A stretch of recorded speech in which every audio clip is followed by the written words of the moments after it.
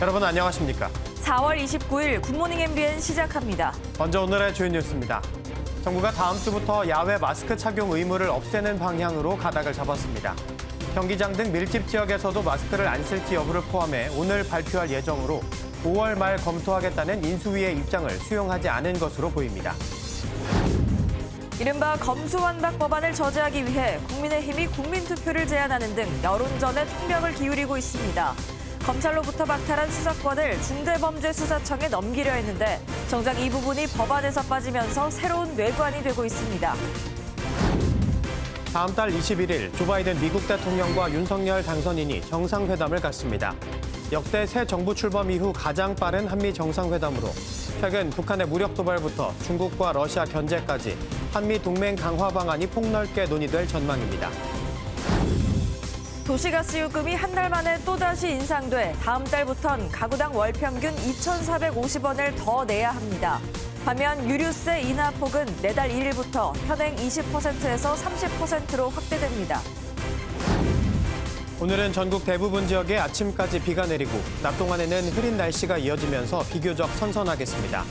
대설주의보가 내려진 강원 북부 산간에는 밤까지 많은 눈이 쌓일 것으로 보입니다. 다음 주부터 야외에서 마스크를 벗는 방안을 정부가 오늘 발표할 것으로 알려졌습니다.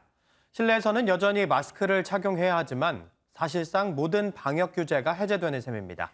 그제 안철수 인수위원장이 5월 말 판단하겠다는 의견을 냈지만 현 정부가 다음 주 해제를 강행하면서 또다시 신구 권력이 충돌했다는 분석입니다. 전남주 기자의 보도입니다. 김부겸 국무총리는 오늘 코로나19 중앙재난안전대책본부 회의에서 다음 주부터 실외 마스크 의무화를 해제하는 내용을 밝힐 것으로 알려졌습니다. 거리 두기를 전면 해제했지만 확진자는 5만 명 안팎으로 감소세가 이어지고 있기 때문입니다. 또 야외에서는 마스크를 벗어도 바이러스 전파 위험이 그리 높지 않다는 연구 결과도 영향을 미쳤습니다.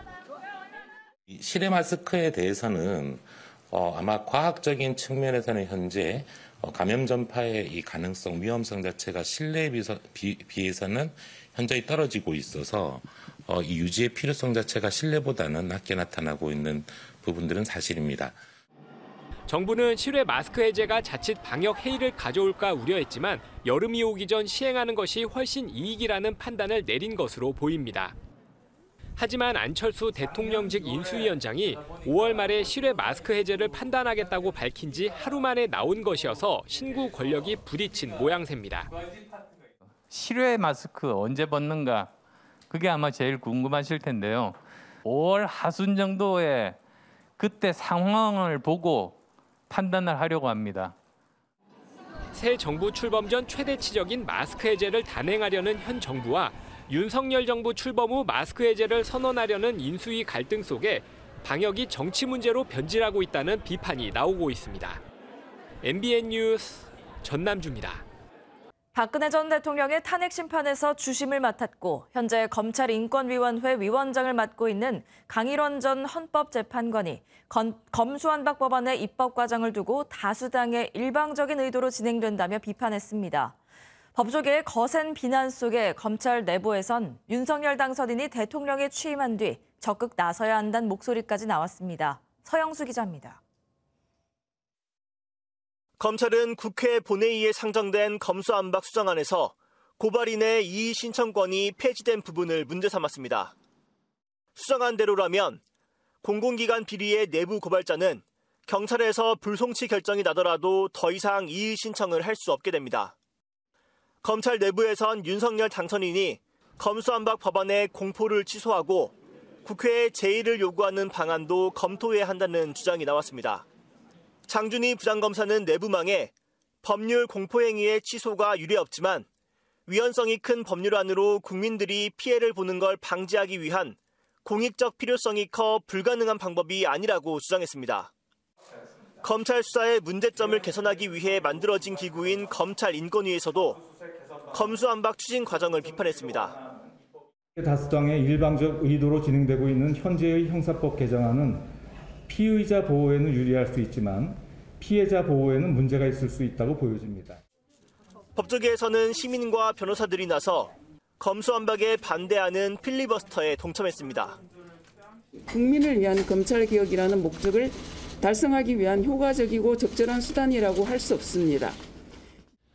민주당의 검수완박 법안 강행 처리를 막을 뾰족한 방법이 없는 가운데 국민투표에 이어 윤 당선인이 적극 나서야 한다는 목소리가 커지고 있습니다. MBN 뉴스 서영수입니다. 바이든 미국 대통령이 다음 달 20일부터 한국과 일본을 방문한다고 백악관이 공식 발표했습니다. 다음 날인 5월 21일에는 윤석열 대통령 당선인과 첫 한미 정상회담이 이뤄질 예정으로 새 용산 집무실에서 성사될 가능성이 큽니다. 박자은 기자입니다. 미국 백악관이 다음 달 20일부터 24일까지 바이든 미국 대통령의 한국과 일본 방문 일정을 공식화했습니다. 20일부터 22일까지 한국을 먼저 방문한 뒤 이틀 동안 일본에 머물 예정인데 한미 정상회담은 21일 이뤄질 것으로 전해졌습니다. 젠사키 백악관 대변인은 바이든 대통령의 순방이 한일 양국 정부와 경제는 물론 국민 사이 유대를 심화하기 위한 것이라고 밝혔습니다. 윤 당선인과 바이든 대통령은 용산 국방부청사 집무실에서 회담을 하고 만찬 등 부대 행사는 국립중앙박물관 도서관이나 전쟁기념관에서 할 가능성이 큽니다. 백악관은 주한미군 평택기지인 캠프 험프리스와 삼성 반도체 공장 방문도 고려 중인 것으로 전해졌습니다. 윤 당선인은 양국의 포괄적 전략 동맹이 더 발전할 수 있는 역사적 전기가 마련될 것이라며 한미동맹을 긴밀히 논할 수 있는 시의적절한 만남이 될 것이라고 밝혔습니다. 앞으로 한미 간에 더욱 모든 부분에서 굳건한 관계가 다시 좀 재건이 돼서 확장 억제 전략협의체 가동 등 대북 억지력 강화 방안과 러시아에 대한 견제 강화가 주요 의제로 오를 것으로 보이는데 바이든 대통령은 러시아가 일부 유럽 국가의 천연가스 공급을 중단한 데 대해 러시아가 협박하고 있는 유럽의 동맹에 한국도 지원에 협력하고 있다고 밝혔습니다. MBN 뉴스 박자은입니다. 주부라던 이상민 행정안전부 장관 후보자의 배우자가 친오빠 회사에서 근로소득으로 5천만 원을 신고해 의아했는데 2억 원가량을 종합소득으로도 신고한 것이 드러났습니다. 번역 업무를 하고 받은 급여라는데 올케 명의의 이 회사는 숙박을 주로 하고 있습니다. 조동욱 기자가 단독 보도합니다. 이상민 행정안전부 장관 후보자가 제출한 배우자 정모 씨의 근로소득 원천징수 영수증을 보면 두 회사에서 3년간 5천만 원가량 받은 걸로 돼 있습니다. 청문 요청서에 주부라고 기재된 정 씨의 근로소득에 대해 이 후보자 측은 친오빠 회사에서 번역 일을 하고 받았다고 해명했습니다. 그런데 이와 별도로 정 씨가 4년간 1억 9천만 원에 대해 종합소득세를 신고한 것이 발견됐습니다. 소득의 상세 내역을 요청하자 이 후보자 측은 이 역시 같은 회사에서 번역 교정 업무로 받은 급여라고 밝혔습니다. 같은 시기 같은 회사에서 같은 일을 하고 받은 급여를 일부만 근로소득으로 신고하고 대부분을 종합소득으로 따로 신고했다는 건데 극히 이례적인 경우다 보니 돈의 성격에 의혹이 제기됩니다. 이상민 후보 배우자의 소득 신고가 이해가 가지 않습니다. 5천여만 원은 근로소득으로 신고하고 1억 9천만 원은 종합소득으로 신고했는데 왜 나누어서 신고했는지 정당한 것인지 밝히셔야 합니다. 정 씨 오빠의 부인이 대표이사로 등재된 회사의 실체도 의문입니다. 수차례 이름과 업종이 바뀌었는데 서울 동대문에 위치한 숙박업소로 등록돼 있습니다. 주부인 정 씨가 숙박 관련 업소에서 번역일로 2억 원가량의 급여를 받았다는 얘기인 겁니다. 정 씨의 오빠가 운영하는 특허법인과의 관계도 궁금해지는 상황. 이 후보 측은 정 씨의 근로계약서와 번역 증빙자료 요청에 없다고 답했고 정 씨의 소득 신고에 대해선 사실관계를 파악 중이라고 했습니다. MBN 뉴스 조동욱입니다. 바이든 미국 대통령이 우크라이나를 지원하기 위해 42조 원 규모의 예산을 의회에 요청했습니다. 구테르스 유엔 사무총장은 젤렌스키 대통령을 만나 생명을 구해야 한다고 말했습니다. 이동훈 기자가 보도합니다.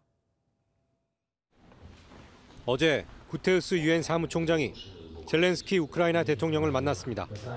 지난 26일 푸틴 러시아 대통령과 회담한 구테르스 총장은 러시아군이 점령했다 철수한 지역을 직접 둘러봤습니다. 두 사람은 민간인들의 안전과 평화를 강조했습니다. В Україні Російською Федерацією найголовніше, що ми можемо зробити, що ООН може зробити для того, щоб дійсно.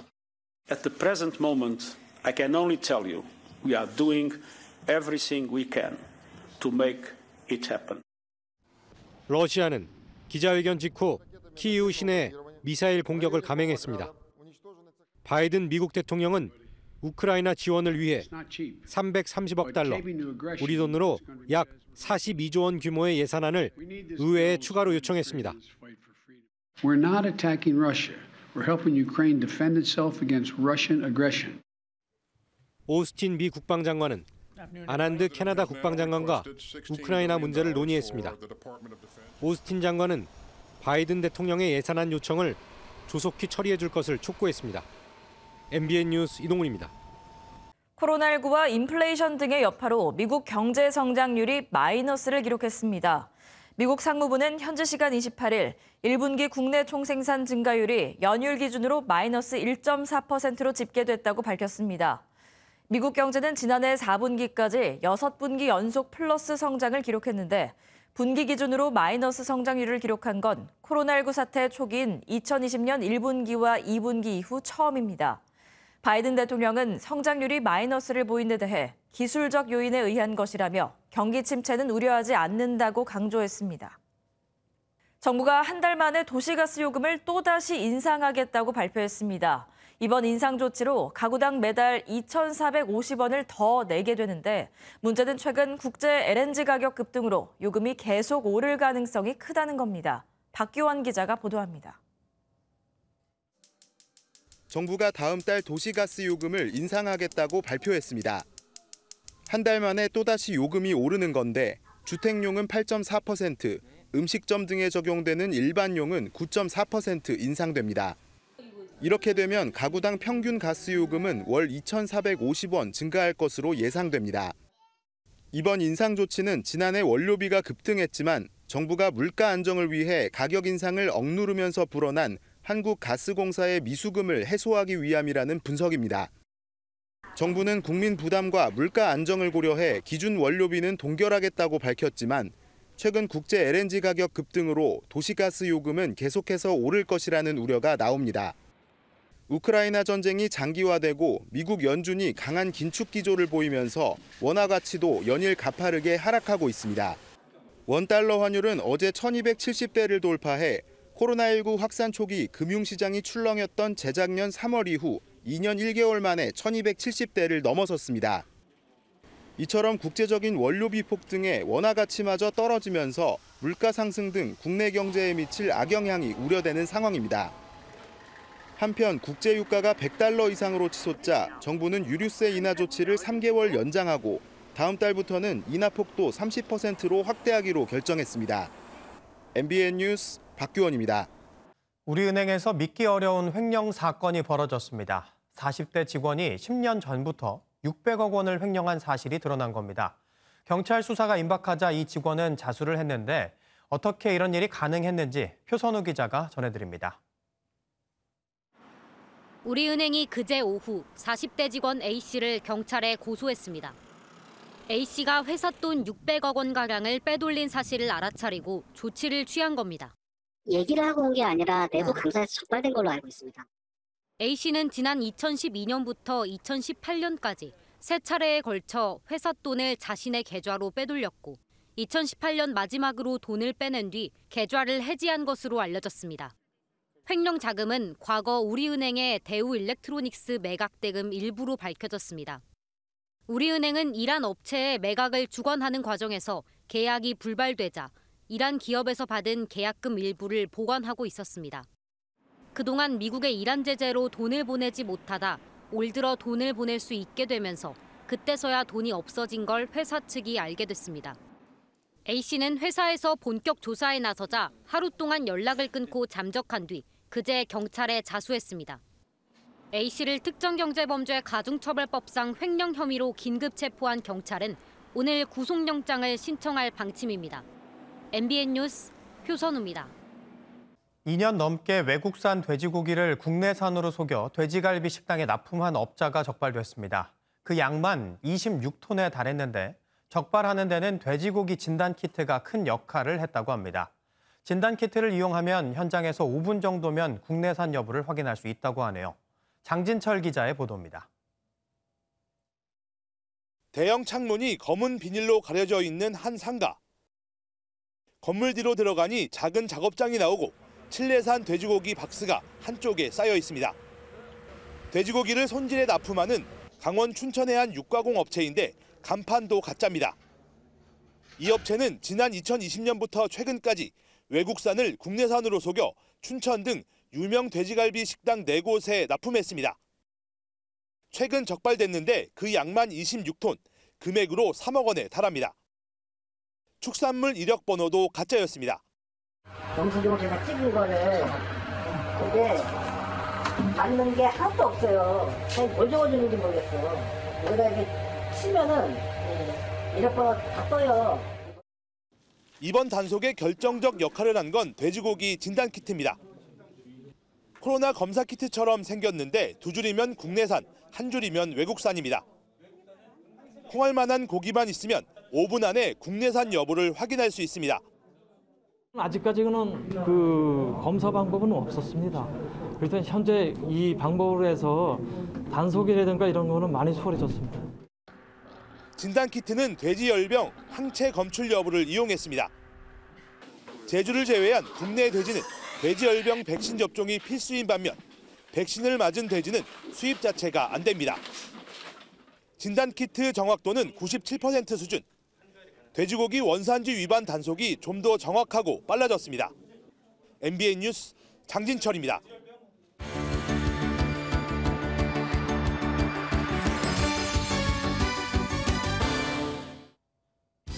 굿모닝 월드입니다. 콜로라도의 10대 한 명이 발명품을 만들었습니다. 고통스러운 순간에 아이디어가 떠올랐다는데요. 슬픔 대신 좋은 아이디어로 생명을 구할 수 있게 됐습니다. 재봉틀로 만들고 있는 건 장바구니. 그런데 청년이 장바구니를 입는데요. 평소엔 들고 다니다 총격 사건이 일어나면 뒤집어 입을 수 있는 방탄조끼 겸 장바구니입니다. 가방을 발명한 사람은 고등학교를 갓 졸업한 트렌트 씨. 지난해 3월 고향인 볼더에서 총기 난사 사건이 일어나 마트에서 장을 보던 주민 10명이 한꺼번에 숨지는 비극이 일어났는데요. 사람들이 조금이나마 마음 편히 장을 볼 수 있도록 이 가방을 만들었다고 하네요. 모든 새들이 결국 둥지를 떠나야 한다는 건 알지만 이런 식은 아닐 텐데요. 아기 독수리가 구사일생으로 살아났습니다. 캘리포니아 카탈리나 섬으로 가보시죠. 어미 독수리가 날아오르는 순간 아이쿠! 어미의 발에 걸려 아기 독수리가 둥지 밖으로 굴러 떨어졌습니다. 보송보송한 솜털을 보니 어미 품을 떠나기엔 너무 어린데요. 다행히 까마득한 절벽에 턱에 걸려 가까스로 살았지만 나는 법을 몰라 둥지로 돌아갈 방법이 없었습니다. 카메라로 이 모습을 지켜보던 생태학자들이 재빨리 구조에 나섰는데요. 아기 독수리가 또 떨어지지 않게 나뭇가지로 둥지에 난간도 만들어줬다네요. 굿모닝 월드였습니다. 이제 대기업도 중고차를 팔 수 있게 됐지만 사업 개시 시점과 규모를 놓고 중소기업과 갈등을 빚었죠. 정부가 중소업계의 피해를 고려해 1년을 미룬 내년 5월부터 현대차 그룹의 중고차 판매가 가능하다고 결론 내렸습니다. 민경영 기자입니다. 현대차와 기아는 당장 다음 달부터라도 중고차 판매가 가능하다는 입장인 반면 중소기업은 대기업의 중고차 판매를 3년 미뤄달라고 요구했습니다. 당사자 간 협의에 이어 민간 전문가가 참여한 조정에도 실패하면서 정부는 사업 조정 심의회를 열어 논의했습니다. 결국 정부는 현대차 그룹의 중고차 판매 사업 개시 시점을 내년 5월까지 1년 연기했습니다. 다만 내년 1월부터 4월까지 넉 달 동안 각 5,000대 내에서 시범 판매가 허용됩니다. 판매 점유율은 첫 1년은 중고차 시장 전체의 5%, 그 다음 1년은 7%로 제한되고 중고차 매입도 신차를 구매하려는 고객의 요청 시에만 가능하도록 했습니다. 중소벤처기업부는 이번 사업 조정 권고에 따라 중고차 매입 물량 부족이나 가격 상승 같은 부정적 영향을 줄일 수 있을 것으로 기대하고 있습니다. 이번에 결정된 권고안은 2025년까지 3년간 적용되며 권고안을 어길 경우 1억 5천만 원 이하의 벌금이나 2년 이하의 징역에 처해집니다. 현대차그룹은 다소 아쉬운 결과지만 대승적 차원에서 권고안을 따르겠다고 밝혔습니다. 기존 중고차 업계는 중기부가 대기업의 눈치를 봤다고 반발하며 릴레이 단식 투쟁에 돌입하는 등 반발 수위를 높이고 있습니다. MBN 뉴스 민경영입니다. 다음 달 종합소득세 납부 기한을 앞두고 있는데요. 정부가 코로나19와 동해안 산불로 피해를 본 납세자 534만 명에게 종합소득세 납부 기한을 3개월 유예해주기로 했습니다. 배달 라이더와 대리운전 기사 등에겐 모두 5,500억 원의 소득세가 환급됩니다. 안병욱 기자입니다. 국세청이 5월 말까지 납부해야 하는 종합소득세와 개인지방소득세 신고 안내를 발표했습니다. 자영업자 등 개인 사업자와 2천만 원이 넘는 금융소득이 있는 개인이 대상입니다. 다만 코로나19와 동해안 산불로 경제적 어려움을 겪는 534만 명에 대해선 납부 기한을 8월 31일까지 3개월 연장해 주기로 했습니다. 정부는 또 올해부터 인적 용역 소득자를 대상으로 소득세 환급 서비스를 시작합니다. 배달 라이더와 학원 강사, 대리운전기사, 개인 간병인 등에게 원천 징수 때 더 많이 거둔 소득세를 돌려주는 제도입니다. 플랫폼 노동자 등 인적 용역 소득자 227만 명에 대하여 종합소득세 환급금 5,500억 원을 찾아드릴 계획입니다. 전체 환급 금액과 대상자를 비교할 때 1인당 평균 24만 원 정도 돌려받을 전망입니다. 납세자는 다음 달 1일부터 국세청 홈택스와 어플리케이션 손택스를 통해 종합소득세를 신고하거나 환급 대상인지 확인할 수 있습니다. MBN 뉴스 한명욱입니다. 코로나19가 확산하고 있는 중국 베이징에서 봉쇄구역이 계속 확대되고 있습니다. 아파트 단지 밖으로 나갈 수 없게 펜스가 설치되고 학교 등교도 일시 중단됐습니다. 김태영 기자의 보도입니다. 중국 베이징의 한 택배업체입니다. 직원들이 쉴 새 없이 쏟아지는 상자를 처리하느라 여념이 없습니다. 베이징에서 코로나19 확진자가 증가하고 통제구역도 늘어나면서 택배 수요가 폭증한 겁니다. 지난 25일엔 33명이었던 베이징의 확진자 수가 어제 50명으로 늘어났습니다. 이에 따라 베이징 보건당국은 차오양구 2개 지역을 임시관리 통제구역으로 추가 지정했습니다. 지난 25일 관리 통제구역으로 지정된 진순과 판자위엔 일대엔 주민들의 활동이 크게 제한받고 있습니다. 관리 통제구역으로 지정된 베이징 주민들은 아파트 단지 밖으로 나갈 수 없고 노래방이나 식당, 영화관 등도 이용할 수 없습니다. 도시 전체가 봉쇄되는 것 아니냐는 우려 속에 중국 정부는 극단적인 방역 정책을 고수할 전망입니다.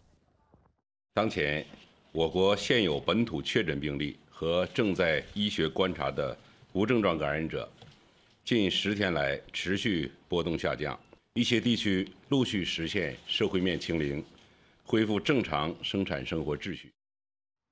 이런 가운데 베이징시는 내일부터 시작하는 노동절 연휴를 하루 앞당겨 모든 학교의 등교 수업도 일시 중단하기로 했습니다. MBN 뉴스 김태영입니다. 오늘 출근길 우산 챙겨주셔야겠습니다. 서해상에서 동쪽으로 이동하는 기압골의 영향으로 현재 전국에 비가 내리고 있는데요. 비는 아침이면 대부분 그치겠지만 영서와 영남 동부, 제주는 오전까지, 동해안 지역은 밤까지 이어지겠습니다. 자세한 예상 강수량은 제주와 영동, 경북 동해안에 최고 30mm, 그 밖에 전국은 5에서 10mm의 비가 내리겠고요. 현재 눈이 내리고 있는 강원 북부 산지에는 대설특보가 내려진 가운데 앞으로 최고 5cm의 눈이 더 내려 쌓이겠습니다. 비가 그친 뒤에도 흐린 날씨가 이어지면서 기온이 크게 오르지 못하겠습니다. 오늘 아침은 어제와 비슷하게 출발하고 있지만 한낮에는 18도로 어제보다 8도가량 낮겠고요. 이번 주말 동안에도 평년 기온을 밑돌며 선선하겠습니다. 오늘 전국의 대기질 깨끗하겠고요. 강원 산지에는 가시거리 200m 미만의 짙은 안개가 끼겠습니다. 부산과 울산, 경남 거제에는 강풍주의보가 내려진 가운데 영남 해안과 제주에는 바람이 강하게 불겠고요. 너울성 파도가 높게 일겠습니다. 이 시각 현재 기온 보겠습니다. 서울 10.7도, 대전 9.7도, 부산은 10.2도로 어제와 비슷하게 출발하고 있고요. 한낮 기온은 강릉 11도, 대구와 부산은 15도로 어제보다 3도에서 많게는 8도가량 낮겠습니다. 주말에는 뚜렷한 비 소식 없겠고요. 다음 주는 대체로 맑은 날씨가 이어지겠습니다. 날씨였습니다.